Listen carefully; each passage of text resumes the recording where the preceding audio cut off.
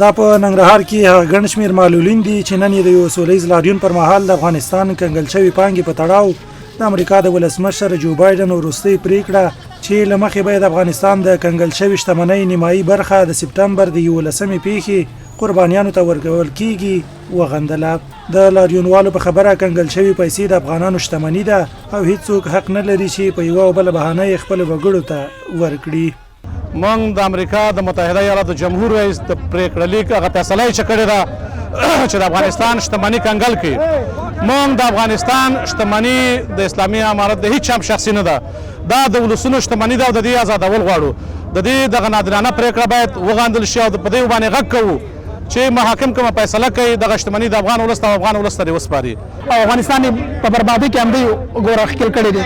یو ځل بیا زه یادوري کوم چې د امریکا نه غوښتنه کوو خصوصا د جو بایډن چې د خپل فیصلې د بیرته واخلي افغانستان شتمني افغانانو ته ورکړي. افغانان دی په یو باندې په بل باندې نور نه ځوروي. د لاریونوالو ټینګار پر دی و چې د سپټمبر د 11مې پیښه له افغانانو سره هیڅ تړاو نه لري او په خبره د جو بایډن اداره دی په دې پلمه له خپلې کړې پریکړې چې ګواکې غرامت به افغانان پرې کوي بیرته واخلي. دا خپل امریکایانو کړې ده، دا د افغانانو پورې کومه اړه نه لري. هغه چا چې کړې ده هغه دلته هېڅ موجود نه دي. نو ولې د افغانانو حق دی خوري؟ دا خو افغانان په دې کې هېڅ شریک نه و، افغانانو خو دا کار نه ده کړی. افغانان یې مړه کړه کوم دا غونډ موږ د امریکایانو غواړو. موږ ته چې خپلې کنګل شوې پیسې ازاد نه کړي، موږ د دې غونډ تاوان د هغې نه غواړو. وایي چې موږ د ډسمبر 11مې قربانۍ غواړو، موږ خپله په افغانستان کې ډېر قربانۍ لرو.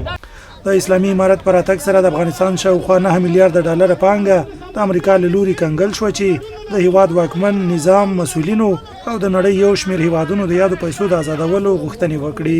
خو په دې وروستیو کې د امریکا ولسمشر جو بایډن د اجرایوي فرمان له مخې اعلان وکړ چې د کنګل شویو پیسو نیمایي برخه به د سپټمبر د 11مې پیښې قربانیانو ته د خسارې په توګه ورکوي. د بایډن دغه پریکړه په کور دننه او بهر د بشر حقونو مدافعینو او افغانانو له لوري په کلکو ټکو وغندل شوه.